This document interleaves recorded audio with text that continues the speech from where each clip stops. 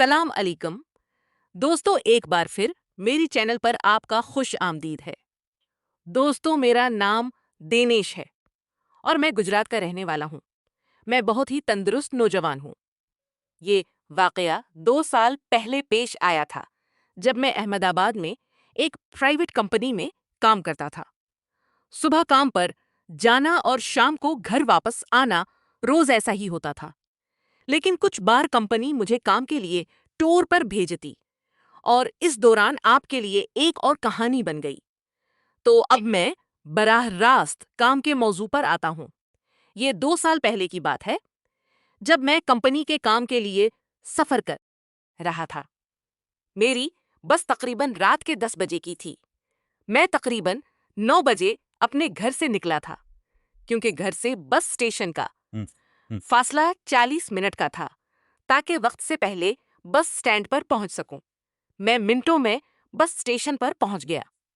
बस अभी आई नहीं थी जब मैंने ऑफिस के काउंटर पर बैठे शख्स से बस के वक्त के बारे में पूछा, तो उसने मुझे बताया कि बस आने में अभी 10 मिनट बाकी हैं। 10 मिनट बाद बस आई और मैं बस में चढ़ गया। मैंने टिकट पहले ही ले ली थी। मैंने डबल स्लीपर लिया था, क्योंकि मुझे एक ही स्लीपर में तंगी लगती है और मुझे दौड़ जाना था, और वो रात का वक्त था। थोड़ी देर बाद बस वहां से रवाना हो गई। मैंने घर फोन किया और कहा कि मैं बस में चढ़ गया हूं और कुछ दूसरी बातें भी कह, फिर फोन काट दिया। मैंने अपने स्लीपर का गेट थोड़ा खुला रखा था, ताकि बाहर की हुआ अंदर आ सके। अब मैंने अपनी बिग से ईयरफोन निकाले और फोन में लगाए और गाने सुनने लगा। दोस्तों, मैंने अभी शादी नहीं की है और आप समझ सकते हैं कि जब नौजवान लड़का होता है तो उसे लड़कियों से बात करने का दिल करता है। लेकिन मेरी कोई गर्लफ्रेंड नहीं थी। जैसे जैसे रात बढ़ती गई, वैसे वैसे मैं कुछ देखने की तैयारी करने लगा। मैंने अपने स्लीपर के दरवाजे की तरफ देखा और देखा तो नीचे वाली सीट पर एक लड़की बैठी थी। उसकी उम्र 21-22 साल के करीब होनी चाहिए। वो खूबसूरत थी। मेरा स्लीपर ऊपर था, इसलिए मैं उसे वहां से देख सकता था। हाँ, वो खूबसूरत लग रही थी। मेरी नजर इस पर अटक गई। लंबे वक्त तक मैं उसके जवान जिस्म से अपनी नजर हटा नहीं सका। वो थोड़ी बेचैन लग रही थी, क्योंकि वो अकेली बैठी थी। शायद उसके साथ कोई नहीं था। मैं उसकी तरफ देखता रहा। मैं इससे बात करना चाहता था, लेकिन मुझे डर लग रहा था। थोड़ी देर सोचने के बाद मुझे एक ख्याल आया और मैंने अपने एयरफोन उसकी तरफ फेंक दिए। इसकी नजर मेरे एयरफोन पर पड़ी। इसने ऊपर देखा। मैंने इशारा किया कि ये मेरे हैं, मुझे दे दो। वो खड़ी हुई और मुझे एयरफोन दे दिए और वापस अपनी जगह पर जाकर बैठ गई। मेरी नजर अब भी उस पर थी। मैं जानता था कि कुछ वक्त बाद वो जरूर वापस ऊपर देखेगी। और दोस्तों, ऐसा ही हुआ। उसने मेरी तरफ देखा। मैंने फौरन मुस्कुराहट दी और उसने भी मुस्कुराहट कर दी। इस तरह मैंने पहला कदम उठाया। वो अब भी शायद अपनी सीट पर आराम महसूस नहीं कर रही थी। थोड़ी देर बाद उसने फिर से ऊपर देखा और इस बार मैंने पूछा, क्या हुआ? उसने कहा, कुछ नहीं हुआ। फिर मैंने इशारे में पूछा, अगर आपको कोई तकलीफ हो तो यहाँ आ जाओ, मैं नीचे चला जाऊंगा। कुछ वक्त तक इसकी तरफ से कोई जवाब न आया। मैंने सोचा कि शायद वो बात नहीं करना चाहती, इसलिए मैंने इसरार ना किया। लेकिन थोड़ी देर बाद उसने फिर मेरी तरफ देखा और इशारा किया कि वो मेरी तरफ आ रही है। मुझे लगा कि आज मेरा काम हो जाएगा, लेकिन मैं जल्दी नहीं करना चाहता था। वो मेरे स्लीपर पर ऊपर आते ही मैंने पूछा, क्या कोई तकलीफ है? इसने पहले जवाब ना दिया और खुद को एडजस्ट करने लगी। फिर उसने कहा कि इसे सीट पर तकलीफ हो रही है। मैंने पूछा, आपका नाम क्या है? इसने बताया कि उसका नाम सूनम है। मैंने भी अपना तारीफ कराया। फिर मैंने कहा, अगर आपको पसंद ना हो तो मैं आपकी सीट पर चला जाता हूं। लेकिन इसने साफ इनकार कर दिया और कहा कि चलेगा, ये डबल सोफा है, इसलिए कोई मसला नहीं। मैं समझ गया, दिनेश बेटा, आज तुम्हारा मजा है। मैंने इससे बात करना शुरू कर दी। मैंने पूछा, आप कहाँ से हैं? तो उसने कहा, बड़ूदा से।